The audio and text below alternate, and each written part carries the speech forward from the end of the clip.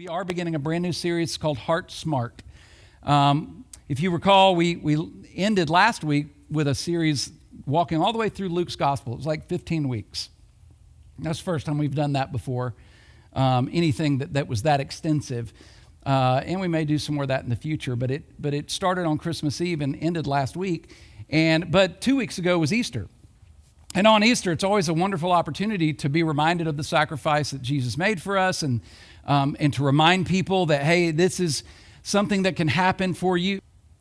It's one of those opportunities where you talk about God's grace, that this is something you can receive and that he has sacrificed himself for you. And it's a wonderful time to do that. But here's one of the problems is and I often find this because there's always tension, right? There's always, a couple of ends of a spectrum that we're always keeping in tension, if you will.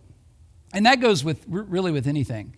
But especially when it comes to God's grace and his goodness towards us. And so when I find that the more and more that we emphasize God's grace, because it's endless, it's an infinite grace.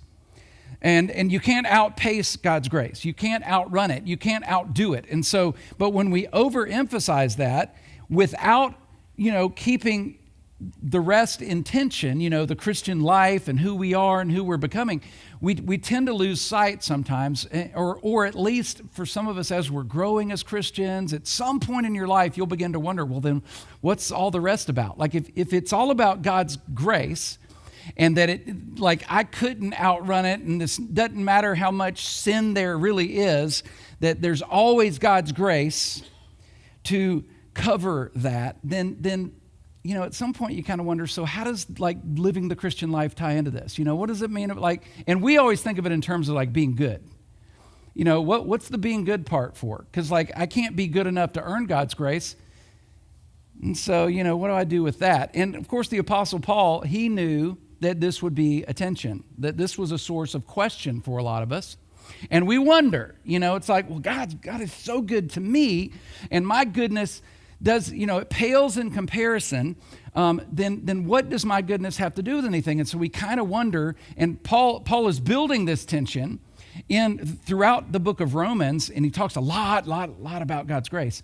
At the end of chapter 5 especially, this is what he's saying, and this is kind of where we, end up a lot of times. But where sin increased, grace increased all the more. Anytime sin increases, grace increases more. Where you think, in other words, if you think about the absolute worst of the worst of the worst person on the planet that's ever lived, who could, have done the most terrible things, who's thought the worst things in the world, that person, that group of people, even then, God's grace increases all the more. And so, of course, the question is, so what's the point? Why not just go on sinning? And that's kind of what Paul then addresses. We looked at this briefly a couple of weeks ago, actually in the Luke series. But here's what he says. What shall we say then? He asked the question for us. Shall we go on sinning so that grace may increase? I mean, why don't we just go on and not work? Why do we worry so much about all of this? Why do we come to church and I worry about how good I am, or I'm trying to be a better husband, be a better wife, be a better child, be a better colleague, better student. I'm trying to be a better Christian, a better version of myself. And so what's really the point, though, if God's grace always covers it? And here's my version of the question. I mean, if there's always enough grace to cover our sin, then why should we worry so much about how much we sin? I know you would never actually say it that way, but isn't this kind of the thought we have sometimes, if we're being honest? I mean, no, I'm not going to tattle on my uncle, my dad's brother, because my dad's here, and he grew up Catholic, which is fine, and they love Jesus, but there's some things about it that I think make this even worse. It's this sense of, because I'm just going to tattle on him a little bit. So I remember one time I was a kid, and I would go to football games with him. He was an assistant head coach at Georgia Southern University back when it was Georgia Southern College, and so I was young, and I would I loved going to football games, and we get to go to high school football games for free. I always thought that was great because he'd go on recruiting things, And we'd go to these games at night, and I was with my uncle, it was cool. And he drove a Corvette, and he wasn't my dad, And so, and we'd go places, and I remember him telling, and he, God bless him, he didn't mean anything by this, but I've never forgotten it. He said, the great thing about being Catholic is I can do whatever I want all during the week, and then I can go to Mass, and I can, go to the priest and just kind of dump out my sin bucket. And then I can fill it back up again the next week. And I know it's like, no, that's like awful. What kind of horrible theology is that? And even at the time, I was like, that doesn't sound right. And he was, there was a little tongue in cheek there. But let's be honest.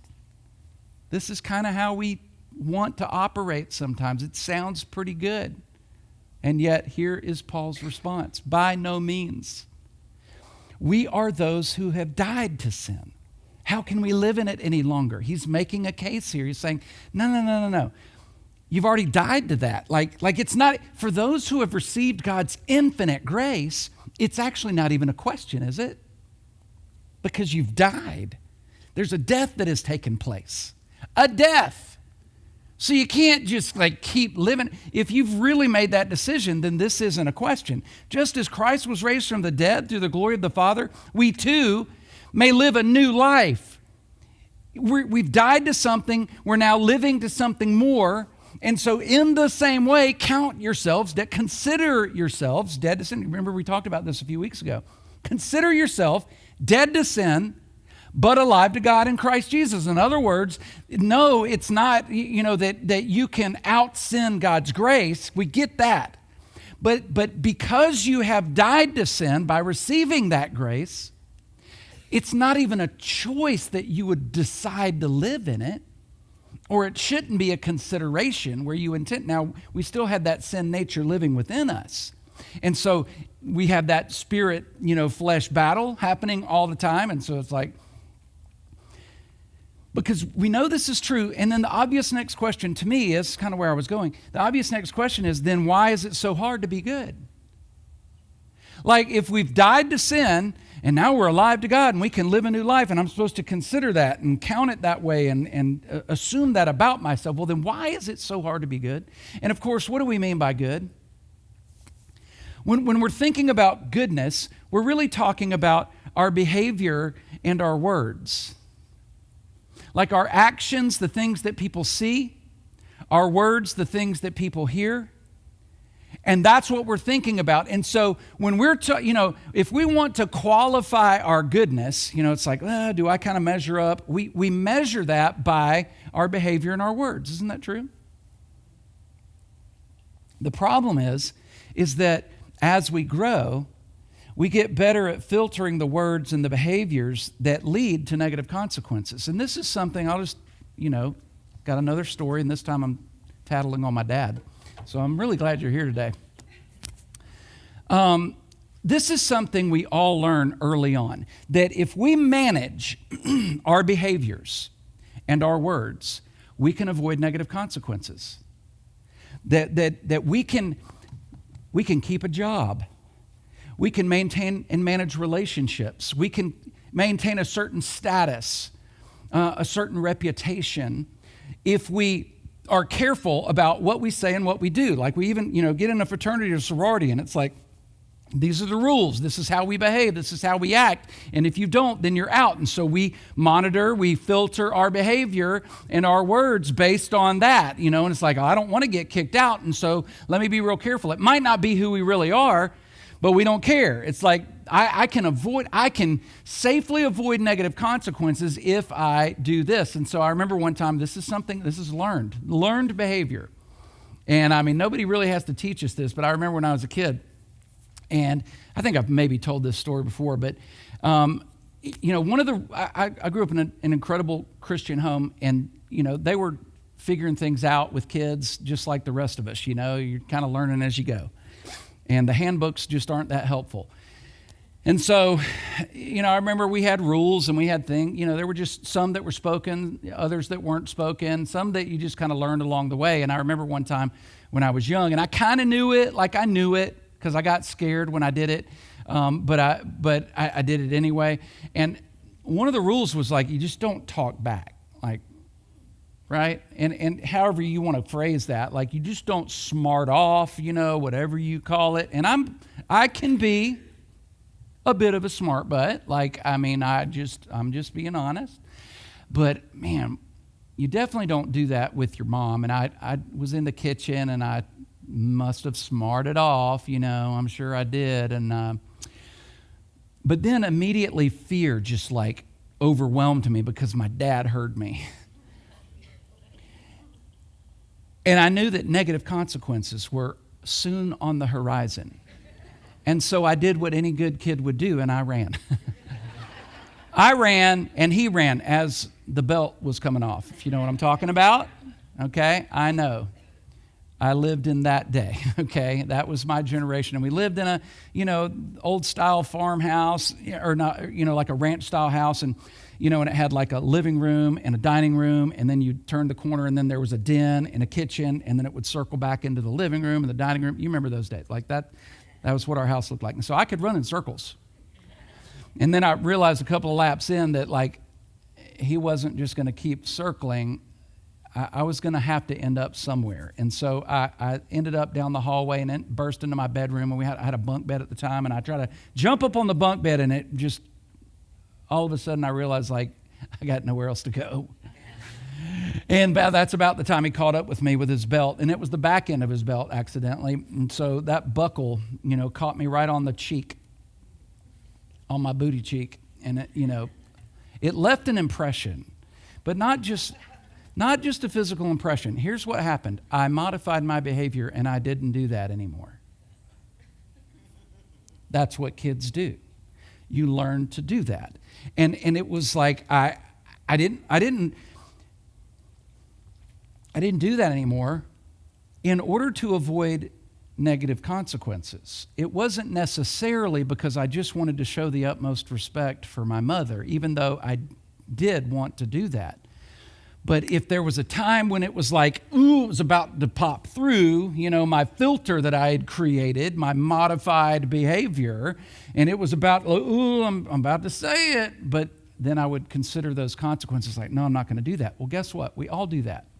We do that as adults. We learn how to monitor and measure our goodness based on behaving the right way. And so we learn real quick how to maintain certain relationships and certain positions, certain jobs, a certain status, a certain reputation at certain times and at certain places. And we even know, we're so good at this, that we even know how to behave and to act and to talk a certain way in different places. So we may talk and act this way here, but we'll talk and act this way over here with a different group of people. And we're really good at it. And we're still kind of who we are deep down on the inside, but at the end of the day, it's why we can walk into church and we can, we know how to put it on, and it's like we cuss like a sailor all week, and we think, well, that's just how I talk, and then we show up in here, and it's like magically, it's not how we talk, and it's like because we got filters, right? And we know it's like, just like this just doesn't feel like the right place. I can't do that, and so we monitor our behavior and we monitor our words, but then what begins to happen though at some point? The filters begin to thin. And it usually happens the more comfortable you get, the more comfortable you are in a relationship in particular, or with a certain place or environment, or you just kind of throw your hands up, you don't care anymore. And so that filter grows thin because that's the nature of a filter. Filters are intended not to last. They don't last forever. And at some point, a word pops through, a statement, an action, a behavior, and we think, what was that? Like we even look at ourselves and like, I can't believe I did that. That's not me. I can't, why did I say that? That's not who I really am. And there are places where there are people who know the more of the who we really are, and it's what creates hypocrisy. Outside the church, they look in and they see a gap between who we're saying we are and this behavior that we perform, and we call ourselves Christians, and then on the other side it's like, but I see who you really are. And it's like we're not intending to do that. But yeah, I mean, and we all do this to some degree, but it's hypocrisy. And what we're missing then is, if it's not enough to pay attention to just our words and behavior, because that's the point of this series, then what is it we're supposed to be paying attention to? You see, it's not enough to monitor words and behavior if we neglect what's at the source of our words and behavior. That's what matters. And we all know this. It's not enough to just say, okay, well, I'm going to be a better person. I'm going to be a better husband. I'm not going to do that anymore, because this is what they like. They don't like to be around me when I act like this or talk like this. And so I think I'll try to do better. And it's why you'll oftentimes see a couple and they'll go through a really hard season, or they'll get divorced, and you'll hear the wife say something like, well, I don't know what happened. Like, he was a saint when we were dating and when we were engaged, and then we got married and everything changed. He changed. And of course, I always want to ask that person, it's like, did he change, or did his filter come down? Is that who he really was all along? I mean, did he really, honestly, did the heart change? Did what's on the inside change? It's like maybe the guy's like, well, I don't know what happened. I mean, we were married, everything was good, like we were great. And just all of a sudden, she just up and left for no reason. Like, I don't even know what happened. She just changed. And it's like, but did she really change? Is that really what happened? Or did who they were on the inside just finally escape and get out? And that's the problem. If we're only monitoring words of behavior, at some point, it fails. Those filters fail. What really matters is what's on the inside, the source of it all, which is our heart. And we all know this. And we know that God knows this, because this is the way God created us. And we also know as Christians that this is what really matters to our Heavenly Father, because at the very beginning, when He created all of the earth, and then He put humanity here, from the very beginning, this is what He's always been more concerned with. And so when things began to go sideways, and our behaviors and our words had gotten so far from what He had invited us into this trust relationship with Him, Adam and Eve, they ate that fruit, and what was really the problem there? It was a lack of trust. It was saying, we know better, we don't really believe that you have our best interest in mind, and so we're going to partake. And they broke that commandment, and what happened? Sin entered in and got in between our hearts and God's heart. Sin entered the picture, got in between our hearts and God's heart. And 6 chapters in, by Genesis chapter 6, this is God's assessment of humanity already at this point. The Lord saw how great the wickedness of the human race had become on the earth, and that not behavior, not every word, every inclination of the thoughts of the human heart was only evil all the time. Only evil all the time. That this is what characterized the majority, the vast portion of the human race at that point. And it wasn't, well, they didn't do the right thing, and they didn't obey me correctly, and they didn't follow the rules exactly. Like the issue was that every motivation, inclination of the thoughts of the human heart was bent toward evil. And so He wiped the slate clean, and He started over with Noah and his family, and that was it. And He begins this journey again. And it becomes ultimately the people of Israel and God's relationship with the people of Israel. And so you can imagine, over time, as that relationship grew, they finally learned how to monitor their behavior and their words a little bit better, so that at least it looked like on the outside that things were going good. Because as long as we've got those things under control, it looks like, for all intents and purposes, to the rest of the world, that things are rocking and rolling. Like, this is who we really are. This is why sometimes, and I just thought about this, you'll see somebody, and legitimately, because I literally, I can put my finger on, specific examples, in the last 20 years, people in ministry with me, people that, and I'm not talking about recent, I'm literally, 20 plus years ago, I remember instances where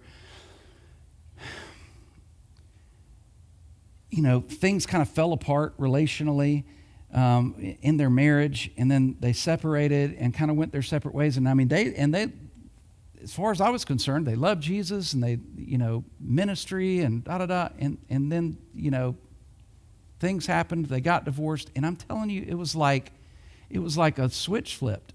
You ever known examples like this? Like literally it looked like I don't even know who they are anymore. It's like, but maybe that's really who they were to begin with. Does that scare anybody? Like that's disconcerting. Because like we've all got examples that are like that. You see it all the time. I mean, even kind of well-known, Christian leaders and ministers of the gospel, and you'll see something devastating will happen, something will get found out, and then it's like everything, goes up in the air, and all of a sudden, and maybe the issue is that that's really what was in their heart to begin with, which is the scary part about this. It's like, how do we know that that's not us? Our behavior's right, our words are right. Well, then you fast forward 2,000 years and Jesus shows up on the scene, and he's addressing this very thing. Because in large part, the Jewish people, especially devout Jews and the Pharisees and the religious leaders of the day, they had missed it. They had gotten really good at being good. They were masters of filtering and modifying their behavior and their words, and it had happened over centuries, and they had gotten so good at it that they knew how to avoid negative consequences. They knew that if they were really careful and paid attention to every word out of their mouth and everything that they did and didn't do, that then they could maintain the relationship, or at least the look of a relationship with their Heavenly Father. And so they had just become masters at this. Like they were good at being good. They were professional good people. Like they were getting paid to do, like that's kind of what it was like. They had become so good at this, and yet Jesus shows up and he saw through that, and it had become a facade. Well, it's not like that was everybody, but for the most part, the intentions, the inclinations of their heart was not really about what it looked like. And so they had developed, lengthy rituals and prayers, and they had even taken God's commands and they had added a whole bunch of commands and traditions and rituals to that. And they expected everybody to follow it because, well, that's how you make sure that everything's good, is you go through all of these rites and rituals and good behaviors and avoid the not good behaviors, even so much that they would avoid eating food that had been touched by unwashed hands. And then when Jesus' own disciples didn't follow that tradition and they wouldn't make sure that their hands were washed before they ate food, they were outraged. They went to Jesus and said, Jesus, why is it that your disciples don't wash their hands before they eat food and therefore disrespect the traditions of the elders? And Jesus looks at them, as you can imagine, because he knows, like, here they are pointing this thing out, this point of contention for them. And Jesus points right back and says, you bunch of hypocrites. You hypocrites. Isaiah was so right when he prophesied about you.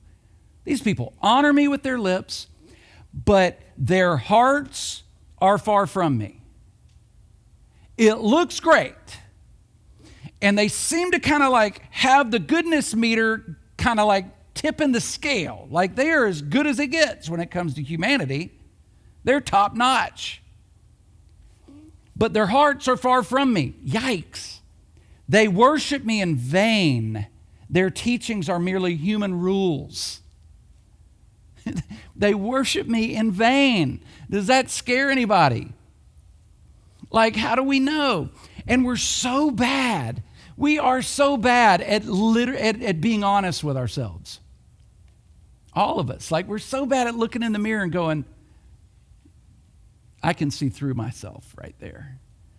I don't think that's who I really am. That's who I've created because it maintains a status. It maintains, kind of who I am around certain people and how they see me, but I don't know that that's really who I am. We're so bad at seeing that in ourselves. And then we're surprised when that word pops out or that behavior shows its head again. Something's happening in here. And Jesus knew that. And so he says that to the Pharisees. Then he turns and he looks at his disciples and the rest of the crowd. And here's how he responds. He teaches them. And it's like we know this, but we don't. Listen and understand. Listen and understand. Don't just listen. Understand it. What goes into someone's mouth does not defile them. It's like, dare. I know, we all get that. Because the Pharisees weren't even concerned about germs. This wasn't like a germ thing. Oh, you're not supposed to eat food that's unclean, that your hands touch, because that's germy and that's gross. You've been biting your fingernails? Ew, that's gross. That has nothing to do with it for them. It wasn't like, for them, it was like for them, it spiritually became defiling. You didn't clean your hands, you touched the food, and then you ate it and you put it in your mouth. Now your body's defiled. They literally believed now you cannot even participate in ritual, in certain ceremonies. And it's like, Jesus is saying, you missed the point. What you put in your mouth doesn't defile you, but what comes out of their mouth, that is what defiles them. It's what comes out of your mouth. Why? Don't you see that whatever enters the mouth goes into the stomach and then out of the body? And it's like, okay. Like, Jesus, I've never even taken a biology class, but I got that one figured out. Because what goes in must come out, like I get that. But then he says, but the things that come out of the person's mouth come from the heart. And these defile them. For out of the heart, by way of the mouth, come evil thoughts, murder, adultery, sexual immorality, theft, false testimony, slander. And you could probably put a comma, etc., etc., etc. This was like not an exhaustive list. He was saying all yuck are ultimately what come from your heart. It's not just the fact that you didn't behave a certain way or you didn't say a certain thing. It's what is going on in here that ultimately defiles you, because that's where it starts. It's why he would look at the Pharisees and he would say, if you've read through the Sermon on the Mount, Matthew 5-7, he talks about things like he would say, you've heard that it said that, anyone who, is unfaithful to his wife is an adulterer. And I say, even those who think lustful thoughts is an adulterer already. And he would say, you say that it's, wrong to murder somebody, but I say even thinking hateful thoughts is as if you've murdered them already. And it's like, whoa, like who can do this? And it's like, yeah, I'm getting at like what's in here is what matters. You harbor such hatred towards somebody, it doesn't matter that you never actually run over them with the car twice. You want to. And if you could get away with it, you might. Hello. I thought, and here's another, I thought of this earlier. So, what I figured out early on? This was in college for me. You know what I learned? Learned all kinds of things. Here's one. I learned that I didn't like paying 3 speeding tickets in a month. Did you know I learned I didn't like that? You know what else I learned? Is that if I would stop speeding, I wouldn't get pulled over nearly as often.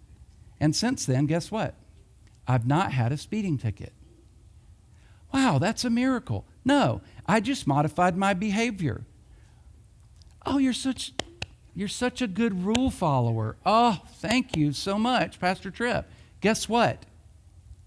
And I'm just going to be real honest with you because I've had to think about this.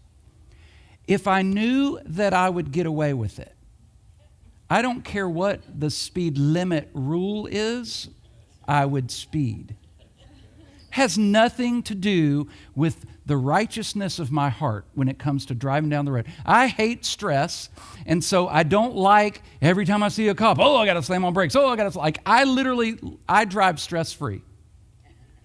I see a cop, I wave.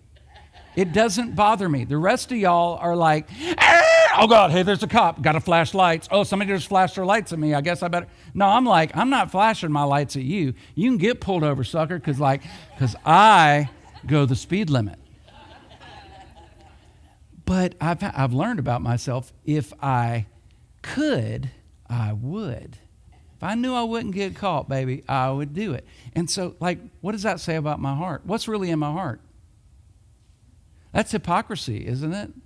For me to act like, oh, I'm super righteous, and so I don't speak. No, it has nothing to do with that. And so this is what matters to Jesus and to your relationship with your Heavenly Father. These are what defile a person. It's what's going on in here. You see, and this is what I want us to get today. Very base level, laying a foundation today, okay? So you got to hang with us over the next few weeks. The heart of the matter is that the heart matters. If you want to know what really gets to the very center of what Jesus is talking about here, and really all throughout the conversations that he has with people, it's really ultimate, like the things that he teaches, it boils down to what's going on in here. Because what did Jesus come to do? Did Jesus come to die so that you would be a really good Christian? So that you would have good behavior and that you would talk right?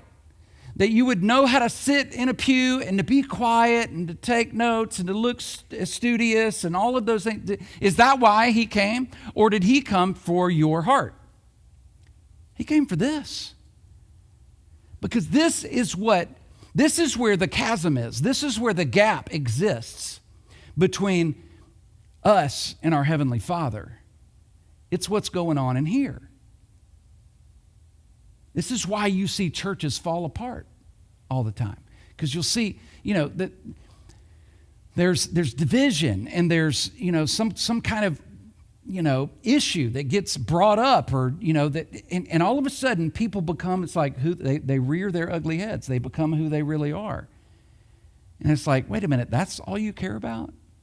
That's what matters to you? You're willing to lose a friendship over that? Golly, I remember hearing Dr. Charles Stanley talk about, and this was back in the 60s, I think it was. He had taken over the church, and the powers that be didn't want him there, and they were trying to place him into a full-time. He was kind of interim at the time, and they were putting him into the full-time position, and they were voting on it, because that's what churches do. You meet, late at night, and you have these.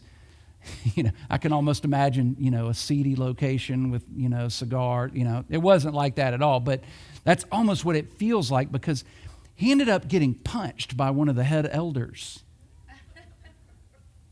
because he wasn't backing down. He wasn't just sitting down and doing what he was told to do, because they didn't want him in charge when the rest of the congregation did, and literally got punched. Like in front of everybody. It's like, holy smokes. I guess what was in his heart came out. Don't you know there was probably a point in that man's life that he absolutely regretted that? Or thought, who was that? I can't believe I did that. The heart is what matters. King Solomon. So this was 3,000 years ago, okay? And he's considered to be one of the wisest men who've ever lived, maybe the wisest. And some would even consider that even still today. And he wrote Ecclesiastes. He wrote the Song of Solomon. And he wrote many of the Proverbs that are in the book of Proverbs. And so he had a lot of wisdom and understanding. He wrote about everything under the sun. He wrote, relationships and living life to the fullest and the meaningless of life and all of those things. And a lot of it, what you see in the early chapters, in those early Proverbs, because the first 9 chapters are essentially attributed to Solomon. And he's reflecting on actually what his father David had communicated to him. Isn't that interesting?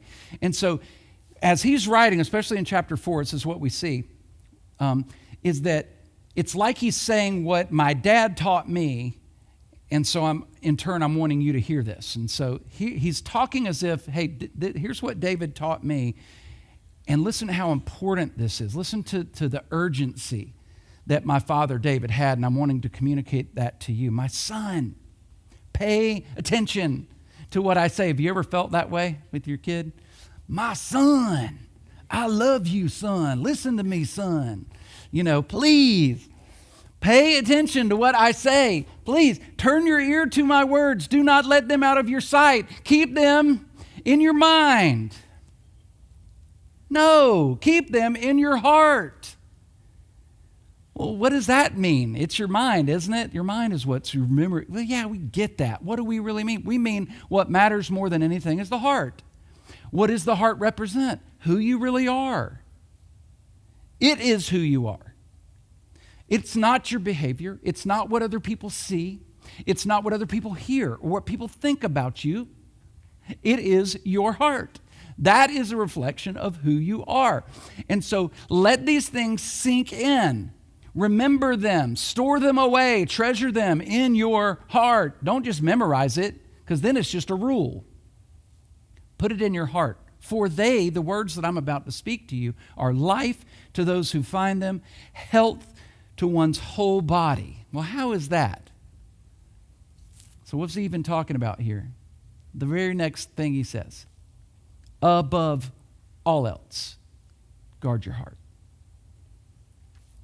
For everything you do flows from it. Pay attention to what gets lodged in your heart. Pay attention to what you give your attention to. Think about it. Don't just, waltz through life, because you'll end up somewhere you never intended. Guard your heart. Why? Because what comes out of your heart? Your decisions. You will make decisions according to what your heart really feels at some point in your life. And your decisions will put you on a certain path or give you a direction that ultimately is what determines your destination. That is what will determine where you end up. Not what it's kind of what I wanted and it's what I always dreamed about. But did you make decisions that took you in that direction? Well, no. Well, then that's not what was in your heart. And if we're not paying attention to what's going on in our heart, then what we allow into our heart will affect our heart and the decisions we make and the direction we head and the place where we end up. I like logic, and that's logical. And if you look at any scenario, you tell, like I could sit down with any of you and you could hear it from me too, and I could listen to your story and you can just see things along the way and it's like, that attitude, that decision right there. Oh, you misinterpreted that. It's like, but we don't see it in ourselves.